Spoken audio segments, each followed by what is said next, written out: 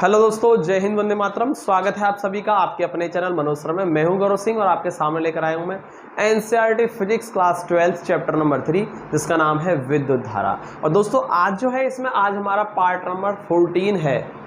Part number 14, part number 13 तक मैंने पिछले वीडियोज में कराए हैं। अगर आपने वो वीडियो नहीं देखे हैं तो आप प्लीज़ हमारे वो वीडियो ज़रूर देख लें। उसमें मैंने आपको काफ़ी अच्छे लेवल के न्यूमेरिकल्स प्रॉब्लम भी कराई हैं। ठीक है दोस्तों, उनके मैंने लिंक आपको डिस्क्रिप्शन में दिए हैं, आप उसको चेक कर सकते हैं। ठीक है दोस्तों, आज हम स्टार्ट करते हैं। आज भी हम आंकिक प्रश्न करा रहे हैं, यानी कि इंपॉर्टेंट न्यूमेरिकल्स लेकर ही आए हैं आज भी हम, जो बोर्ड में पहले से ही आ चुके हैं दोस्तों। तो काफ़ी अच्छी मतलब इंपॉर्टेंट वीडियो होने वाली है, तो वीडियो पर बने रहिए दोस्तों। तो शुरू करते हैं हम आज की ज़बरदस्त क्लास एक बहुत ही सुंदर सी लाइन के साथ। दोस्तों लाइन है, एक सपना जादू से हकीकत नहीं बनता, इसके लिए मधुर संकल्प, पसीना और कड़ी मेहनत की जरूरत होती है। तो दोस्तों कभी भी सपना किसी जादू से हकीकत में नहीं बनता है, उसके लिए बहुत मेहनत करनी पड़ती है, पसीना बहाना पड़ता है, एक मधुर संकल्प लेकर चलना पड़ता है। It means a dream does not become reality through magic, it takes sweet determination and hard work. तो दोस्तों हार्ड वर्क करने के लिए तैयार हो जाइए हमारे साथ। बहुत ही हार्ड वर्क की आपको आवश्यकता है, तभी आप बोर्ड में कुछ अच्छी परफॉर्मेंस कर पाएंगे। तो दोस्तों करिए हमारे साथ हार्ड वर्क, हम भी कर रहे हैं आपके साथ और आप भी हमारे साथ लगे रहिए। दोस्तों जिसने अभी तक हमारा चैनल सब्सक्राइब नहीं किया है या पहली बार अगर हमारे चैनल विजिट कर रहे हैं तो प्लीज़ आप हमारे चैनल मनोज सर गुरुमंत्र इंस्टीट्यूट और फिजिक्स टॉपर्स अकेडमी को सब्सक्राइब ज़रूर कर लें। तो दोस्तों आज की क्लास बिना देर के हुए करते हैं हम स्टार्ट। दोस्तों क्वेश्चन है आपके सामने स्क्रीन पर, एक परिपथ बना हुआ है दोस्तों। यहाँ पर आप जैसा कि देख पा रहे हैं, ये जो क्वेश्चन है ये यूपी बोर्ड 2013 में 2 नंबर में आया हुआ क्वेश्चन है और काफ़ी अच्छा है और सिंपल भी क्वेश्चन है।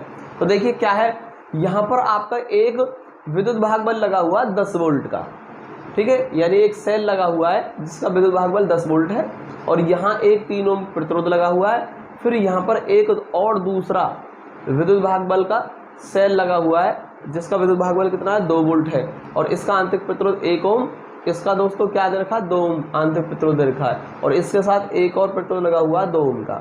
अब दोस्तों हमने क्या कर लिया, इसको मान लिया पहले वाले को E1 और दूसरे वाले को हमने मान लिया है E2। ठीक है, दूसरे सेल के EMF को मान लिया मैंने, विद्युत भाग बल को E2। ठीक है, अब देखिए यहाँ हमें इस क्वेश्चन में करना क्या है। इस क्वेश्चन में हमसे पूछा गया है कि दोनों सिरों के बीच विभवांतर बताइए कितना है।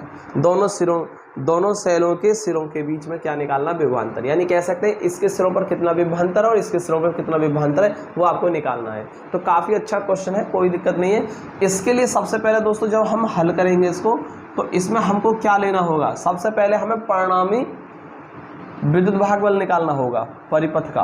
तो हम लिखेंगे परिपथ का विद्युत वाहक बल कितना होगा, विद्युत वाहक बल, उसको मैं E मान सकता हूं दोस्तों। और जब मैंने आपको किरचॉफ के नियम कराए थे तो किरचॉफ के नियम में मैंने बताया था कि किसी परिपथ में विद्युत वाहक बल, ठीक है, कुल परिणामी कैसे निकाला जाता है। तो यहाँ पर विद्युत वाहक बलों का क्या होता है दोस्तों, सदैव बीजगणितीय योग होता है। यानी मान लीजिए आप यहाँ से चलना स्टार्ट करें परिपथ में, इस पॉइंट से चलना स्टार्ट करते हैं और इस तरीके से घूम करके यहीं आ रहे हैं आप। ठीक है, तो धारा की दिशा में जितने भी विद्युत भाग बल आएंगे उनको प्लस लेंगे और विपरीत दिशा में आएंगे उनको माइनस लेंगे और सबको इस तरीके से प्लस माइनस के साथ जोड़ देंगे। ठीक है दोस्तों, इस तरीके से निकलता है परिपथ का परिणामी विद्युत भाग बल। तो देखिए मान लीजिए यहाँ से स्टार्ट कर रहे हैं तो ये धारा की दिशा में जा रहे हैं और कितना है, E1 है हमारा, कितना है, E1 है। और इधर जाएंगे तो धारा इधर है और हम जा रहे हैं इधर, मतलब विपरीत दिशा में चल रहे हैं, इसलिए माइनस लगाएंगे और इसका विद्युत भाग बल है E2। ठीक है दोस्तों, और आगे इसमें और भी कोई नहीं है तो इसलिए यही आएगा और इनके मान रख देंगे हम E1 कितना है हमारा, 10 वोल्ट है और E2 है हमारा कितना दोस्तों, 2 वोल्ट।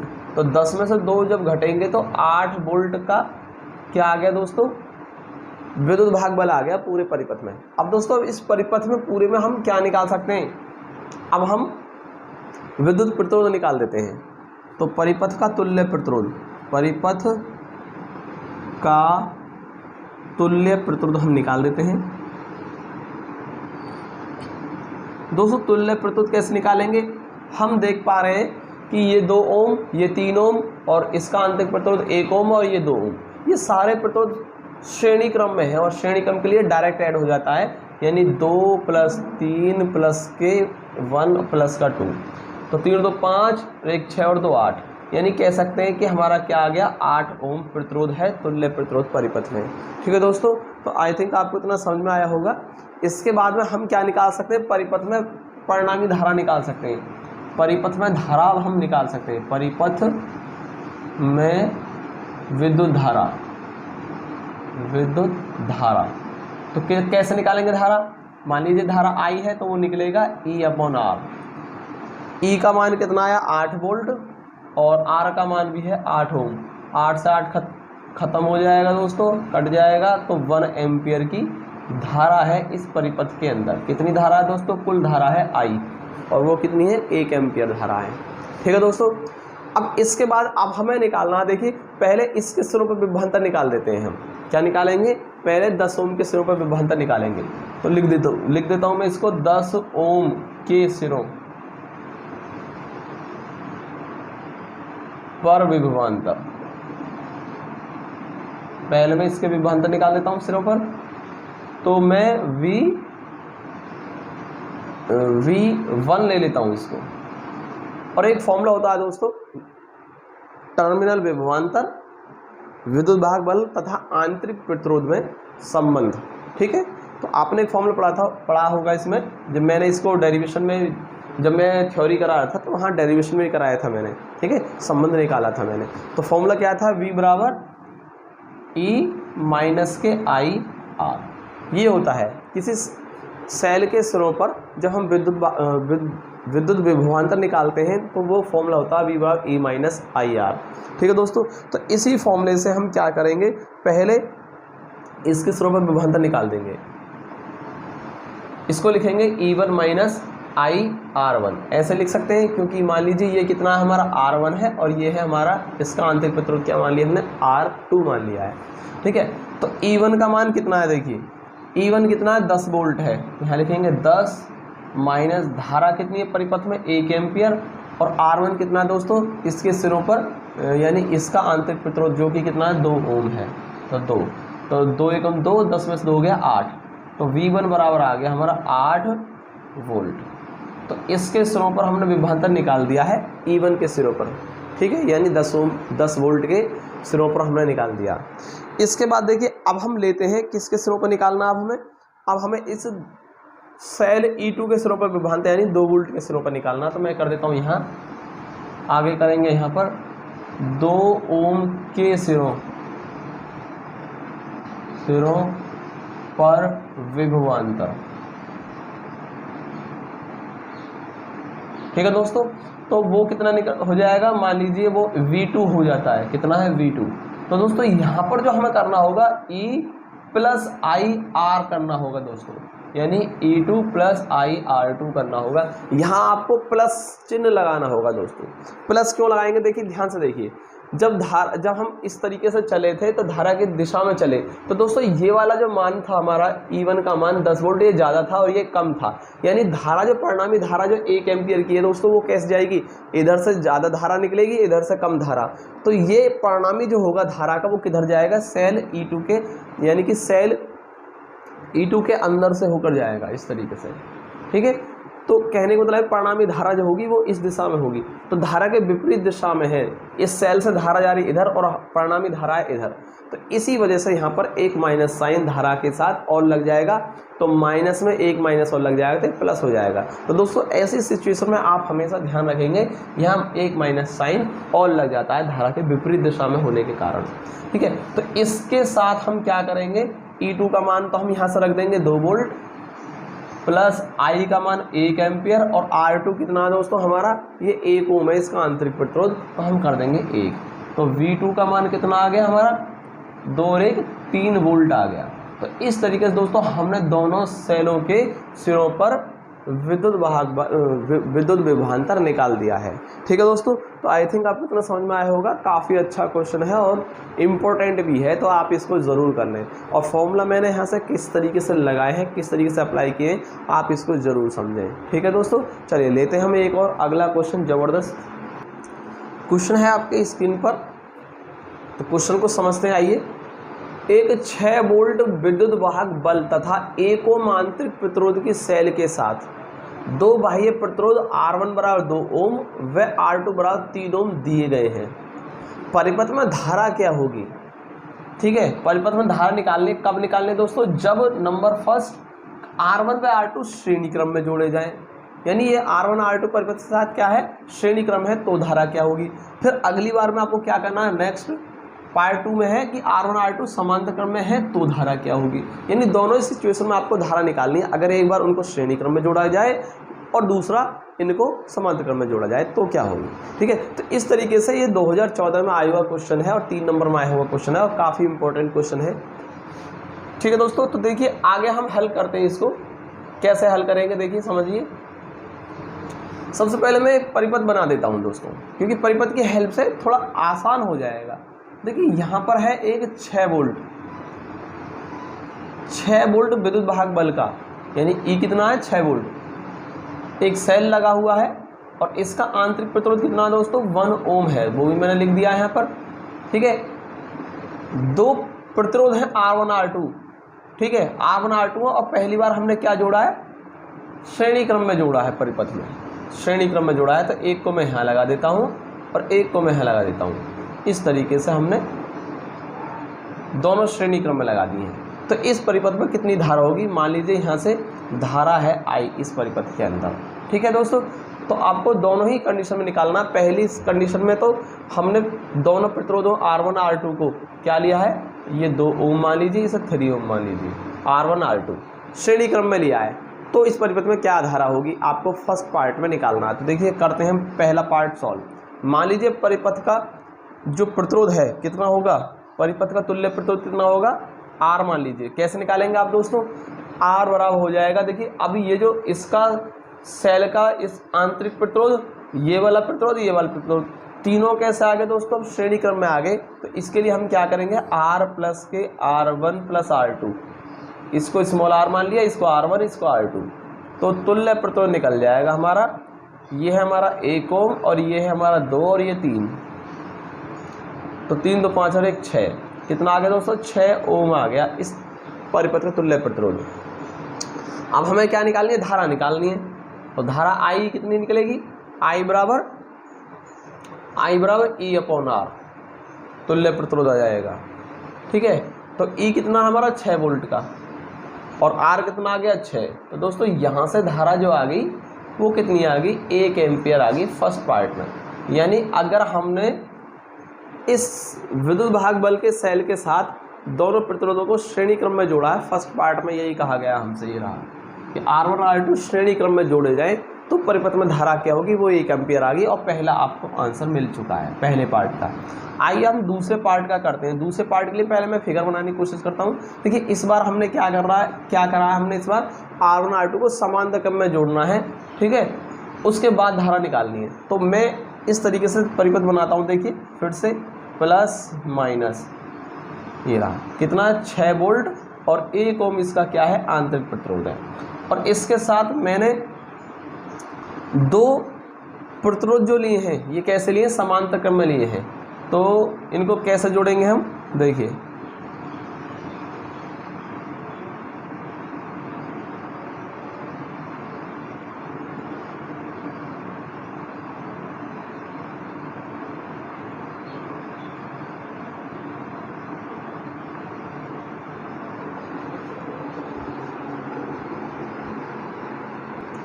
तो परिपथ को हम कुछ इस प्रकार से बना सकते हैं।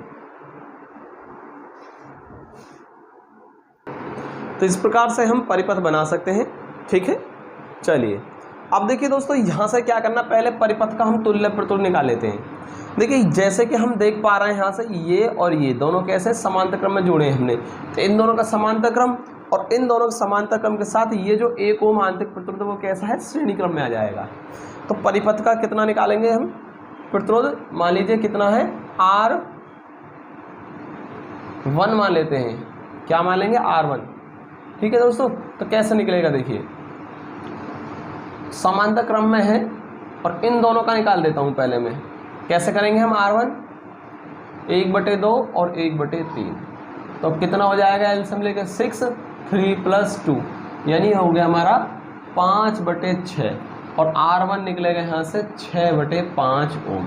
और दोस्तों परिपथ का तुल्य प्रतिरोध जो निकलेगा इस कंडीशन में कितना हो जाएगा, मान लीजिए R2 है वो, तो कैसे निकलेगा, इस R1 के साथ ये जो 1 ओम है वो कैसा है, श्रेणी क्रम में है, तो 1 + 6/5, तो 5 और 6 11, 11/5 ओम आ जाता है।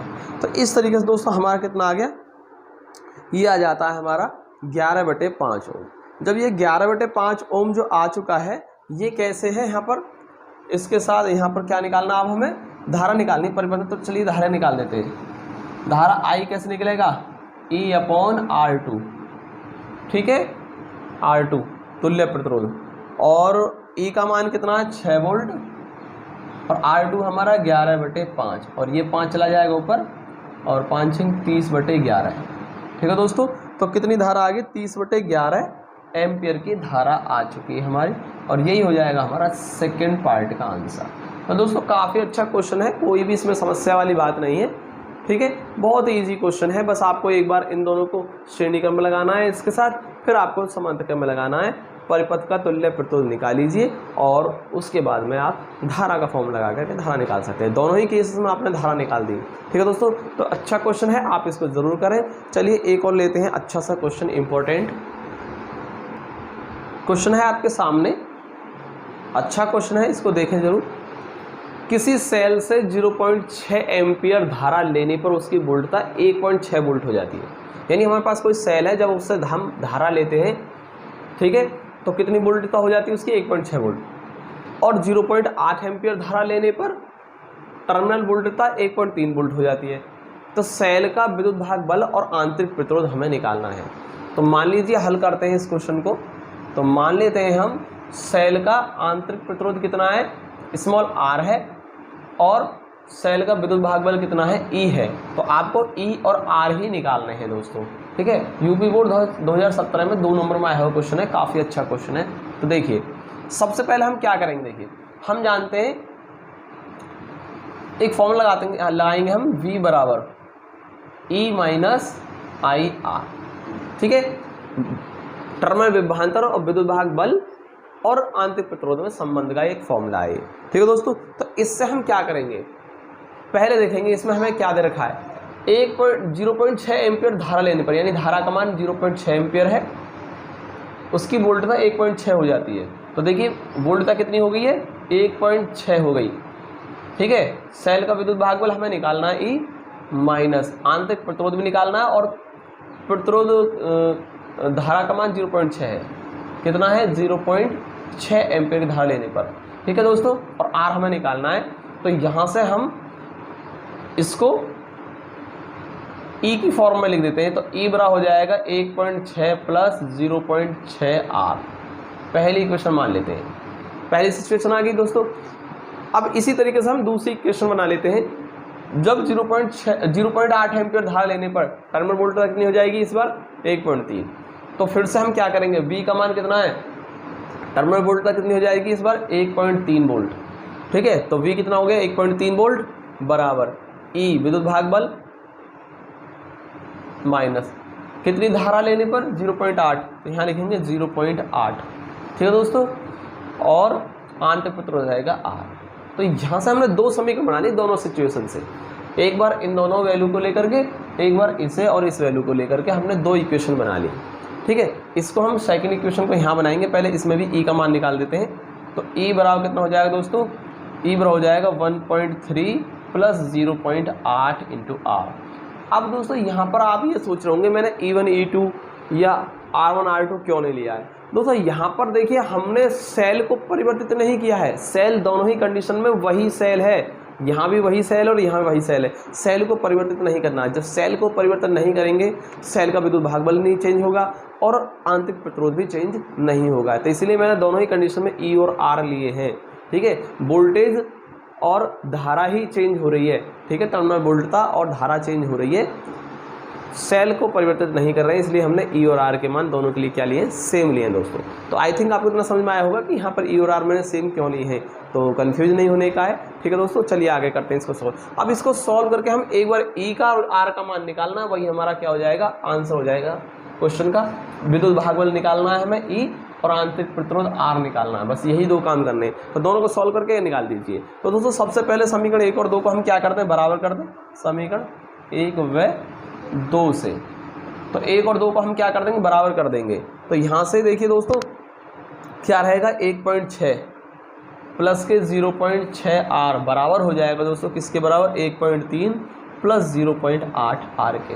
तो इस तरीके से हमने दोनों को बराबर कर दिया, क्योंकि दोनों विद्युत भागबल हैं और ये आपस में क्या होंगे, बराबर होंगे। ठीक है, तो यहाँ से हम एक काम कर सकते हैं, इसको ले आते हैं इधर 1.6 और इसको ले आएंगे 1.3 को इधर, तो माइनस हो जाएगा।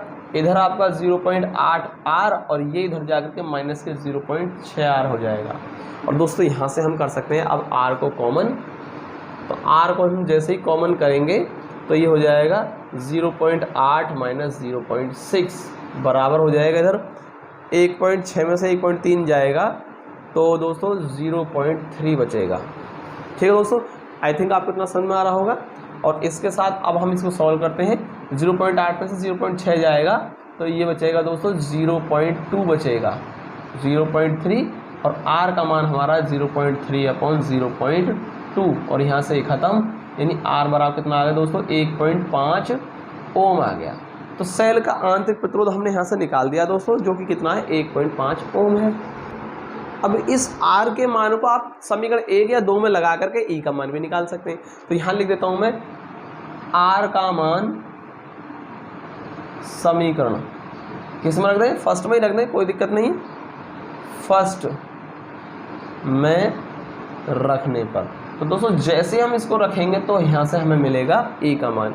तो यहाँ कर देता हूँ मैं इसको, E बराबर कितना है दोस्तों, 1.6 plus 0.6 into R, 0.6 into R, और आर की वैल्यू क्या है दोस्तों हमारा 1.5।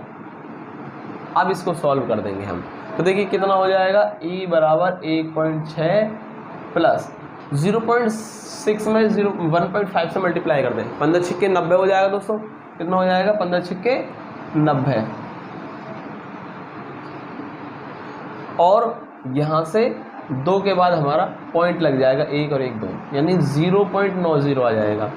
अब आप इसमें 0.90 में 1.6 को ऐड कर दीजिए। तो देखिए मैं यहाँ कर देता हूँ, यहाँ पर 1.6 और 0.90 दोनों को ऐड कर देंगे तो कितना आएगा, देखिए 0, 9 और 6, 15 के 5 हासिल 1 और 1 2, यानी 2.5 आ जाता है। तो 2.5 वोल्ट हमारा क्या होगा, सेल का विद्युत भाग बल हो जाएगा, और आंतरिक प्रतिरोध आ चुका है ये। तो एक आंसर ये हो गया दोस्तों, और एक आंसर आपका यहाँ से ये हो जाता है। तो आई थिंक आपको इतना समझ में आया होगा, काफ़ी अच्छा और इम्पोर्टेंट क्वेश्चन है, काफ़ी अच्छा इंपॉर्टेंट क्वेश्चन है दोस्तों, इसको ज़रूर कर लें आप।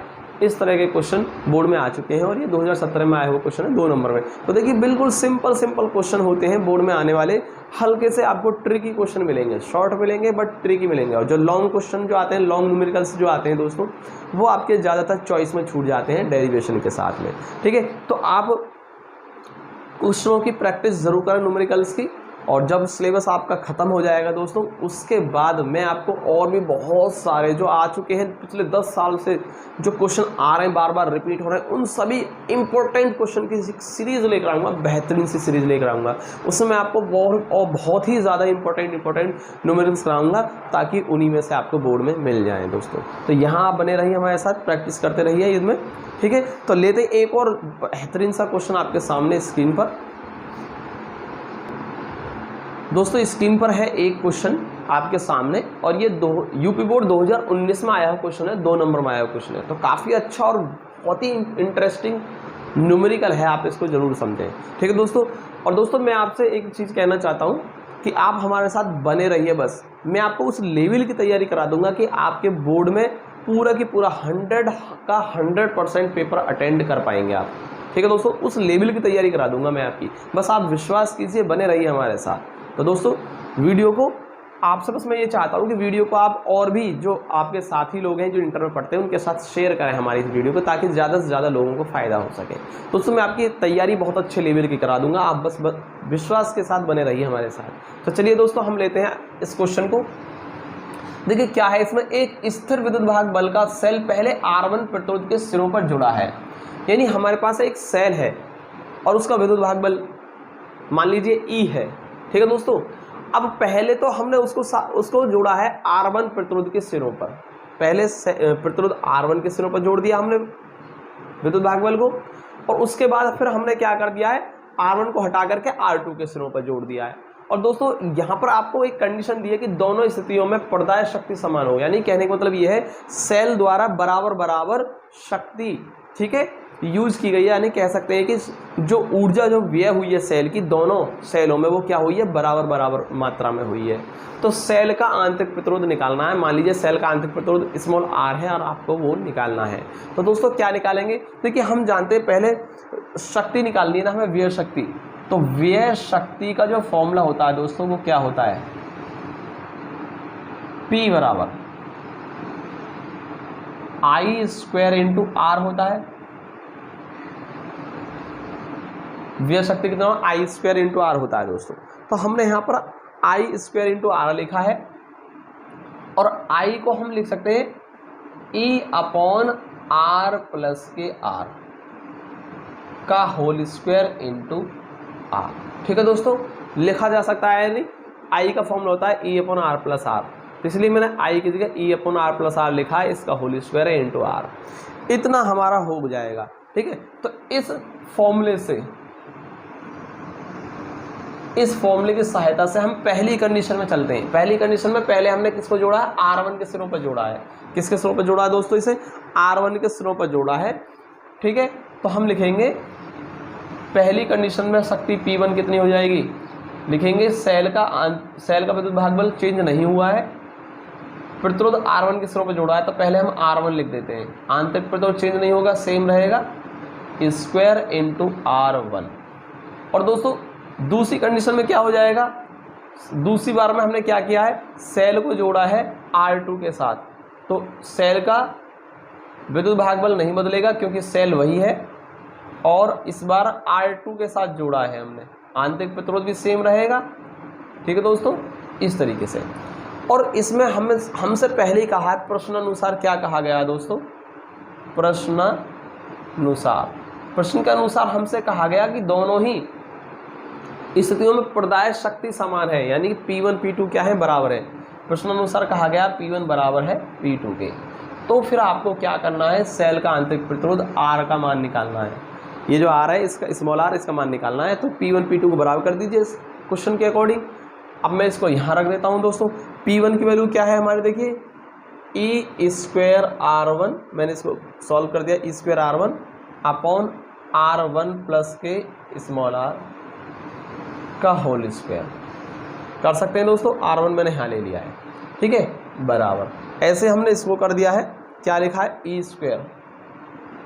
E² और R2 अपॉन में क्या हो जाएगा, R2 प्लस के R का होल स्क्वायर। इतना हो जाएगा या नहीं होगा, ठीक है दोस्तों। तो इतना हमने क्या कर दिया, P1 P2 के मान लिखे और उनको क्या कर दिया, बराबर। और हम देख पा रहे हैं कि E² से E² कैंसिल हो जाएगा, और फिर अब मैं इनकी कर देता हूँ क्रॉस मल्टीप्लाई। तो ये R1 R2 प्लस के स्मॉल r का होल स्क्वायर बराबर R2, और ये हो जाएगा R1 प्लस R का होल स्क्वायर। तो दोस्तों इतना हो जाएगा, नहीं हो जाएगा क्रॉस मल्टीप्लाई के बाद। अब बस आपको सॉल्व करना है आगे तक इसको, और स्मॉल r का मान निकाल देना है। तो पहले मैं क्या करूँगा, यहाँ से a प्लस b का होल स्क्वायर खोल दूँगा। तो R1 को ऐसे ही रहने देंगे बाहर, तो a² प्लस b² प्लस के 2ab 2R2R, ठीक है दोस्तों। ऐसे हम इसको कर देते हैं, R2 हमारा common, R1² plus R² plus 2R1 into R कर सकते हैं या नहीं, इस तरीके से। तो हमने यहाँ से कर दिया है, ठीक है दोस्तों। अब देखिए इसमें मैं R1 की मल्टीप्लाई कर देता हूँ इसमें, और मैं यहाँ इसको कर देता हूँ इधर। दिख रहा है ना आपको, ये मैं एक बार चेक कर लूँ, कोई प्रॉब्लम तो नहीं है, ठीक है, बहुत अच्छा। चलिए R1 की मल्टीप्लाई कर देते हैं तो देखिए R1 R2 का square, R1 R2 square plus R square R1 plus 2R1 R2 R, 2R1 R2 और R बराबर हो गया दोस्तों। अब इसको मैं कर देता हूँ, यहाँ स्पेस नहीं है तो मैं यहाँ नीचे कर देता हूँ इसको, ठीक है, बराबर में ही चल रहा है इसके। R2 R1 square plus R2 R square, R2 R square plus और 2 देखिए R1 R2 और इंटू स्मॉल r, ये हो गया दोस्तों। अब देखिए 2R1 R2 R और दोनों कैसे हैं, दोनों कैंसिल हो जाएंगे बराबर में, ठीक है दोस्तों। इतना आपको समझ में आया, ठीक है। आगे देखिए दोस्तों क्या है हमारा, इधर से देखिए ये कैंसिल हो जाएगा तो बचेगा क्या, देखिए यहाँ से मैं इसमें से और इसमें से R स्क्वायर को कॉमन कर देता हूँ, R स्क्वायर को, तो ये बचेगा R1 और प्लस नहीं इसको हमें करना होगा, इनको सबको एक तरफ ले आइए, R1 R2 square plus R square R1, और जब इसको बराबर के इधर लाएंगे तो माइनस के R2 R1 स्क्वायर और माइनस के R2 R स्क्वायर बराबर हो जाएगा 0। ऐसा लिख सकते हैं या नहीं, बचा हुआ हमने सब एक तरफ लिया बराबर 0 कर दिया। और अब कर दीजिए यहाँ से, देखिए इसमें से तो R1 R2 कॉमन कर दीजिए, R1 R2 कॉमन इन दोनों टर्मों में से, तो देखिए R1 R2 कॉमन कर दिए तो यहाँ से क्या बचेगा, R2 बचेगा माइनस R1 R2 निकाल दिए तो यहाँ से बचेगा हमारा R1, ठीक है दोस्तों। और देखिए इन दोनों में से, इन दोनों टर्मों में से इसको हटाइए, इन दोनों में से R स्क्वायर कर देंगे हम कॉमन, तो यहाँ से R1 बचा और माइनस के R2 बराबर हो गया हमारा 0। इस तरीके से हमने कॉमन कर दिया है। आई थिंक आपको समझ में आ रहा होगा, कोई प्रॉब्लम नहीं आएगी आपको, ठीक है दोस्तों। चलिए इसके बाद दोस्तों मैं यहाँ से ना इसको मिटाकर यहाँ कर देता हूँ ताकि मुझे अच्छा सा स्पेस मिल सके काफ़ी।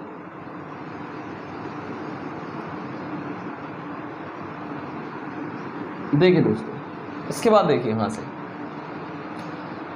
R1 R2, इसको मैं R2 माइनस R1 तो मैंने ये लिखा है, और यहाँ से दोस्तों मैं इसको कर देता हूँ, देखिए R2 माइनस R1, ये R1 माइनस R2 है, तो इसमें से एक कॉमन कर देता हूँ, माइनस कॉमन कर दिया मैंने, तो ये दोस्तों कितना हो जाएगा, ये भी हमारा R2 माइनस R1 हो जाएगा। माइनस कॉमन करते ही इसमें माइनस कॉमन कर दिया तो माइनस की मल्टीप्लाई कर दी, वो माइनस प्लस माइनस, और कॉमन करते ही ये क्या हो जाएंगे, चेंज हो जाएंगे, तो R2 माइनस का है तो प्लस का हो जाएगा, और R1 हमारा प्लस का है तो ये माइनस का हो जाएगा, ठीक है दोस्तों, बराबर 0। अब मैं यहाँ से R2 माइनस R1 क्या कर सकता हूँ, इन दोनों में से फिर से कॉमन कर सकता हूँ, तो दोस्तों क्या रह जाएगा, यहाँ से R1 R2 रहेगा, यहाँ से R स्क्वायर बचेगा बराबर 0। दोस्तों ये तो हमारा जाकर क्या हो जाएगा, 0 जाकर 0 हो जाएगा, यानी यहाँ से बचेगा R1 R2 minus R square बराबर 0। भाई ये तो 0 में जाकर क्या होगा, ऑलरेडी 0 हो चुका है, बचा हमारा ये, तो यहाँ से R स्क्वायर बचेगा हमारा R1 R2, और यहाँ से दोस्तों R जो आ जाएगा वो अंडरवुड R1 R2 आ जाएगा। तो इस तरीके से हमारा इसका आंसर आ चुका है, आंतरिक प्रतिरोध निकल के आ गया अंडरवुड R1 R2। तो दोस्तों काफ़ी अच्छा क्वेश्चन है, अंडरवुड R1 R2 ही आ रहा है इसका आंसर, काफ़ी अच्छा क्वेश्चन है और थोड़ा सा ट्रिकी भी है, और ये बहुत ही इंपॉर्टेंट न्यूमेरिकल है, आप इसको ज़रूर देख लें। तो अपने हाथ से ज़रूर किया करें दोस्तों, आप पेन और कॉपी लेकर के बैठा करें जब आप हमारी वीडियो देखना स्टार्ट करें, ठीक है। तो जो भी क्वेश्चन है आप उसको साथ के साथ हमारे साथ सॉल्व करते रहिए दोस्तों, ठीक है दोस्तों।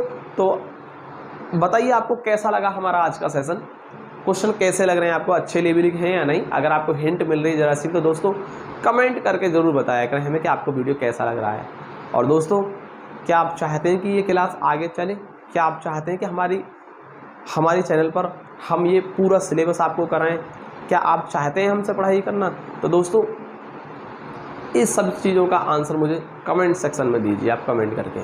और दोस्तों अगर अच्छा लग रहा है तो ज़्यादा से ज़्यादा लोगों तक शेयर कीजिए इस वीडियो को, ताकि सभी को फ़ायदा हो सके। और चैनल को सब्सक्राइब ज़रूर कर लें अगर आपने अभी तक हमारा नहीं किए। वीडियो को लाइक किए बिना जाना नहीं है दोस्तों, प्लीज़ लाइक करके जाएँ, कंजूसी ना दिखाएँ। मिलते हैं दोस्तों अगले वीडियो, तत्व लीजिए हिंद, वंदे मातरम।